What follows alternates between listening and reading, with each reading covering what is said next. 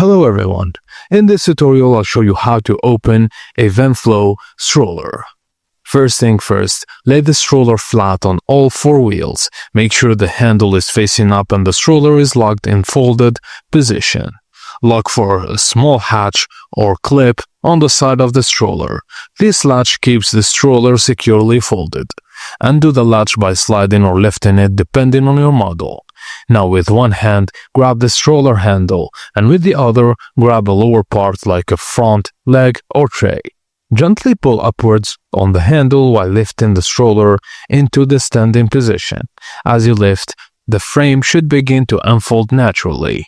Now once the stroller is upright, push down on the seat or frame until you hear a click. This indicates the frame is locked open and ready to use. If it doesn't lock, double check that the latch is fully released and nothing is obstructing the joints or hinges. Just for Evenflo, pivot, expand, or modular strollers, make sure the rear axle is fully extended before locking. Some models may require pressing a release button on the handlebar while folded.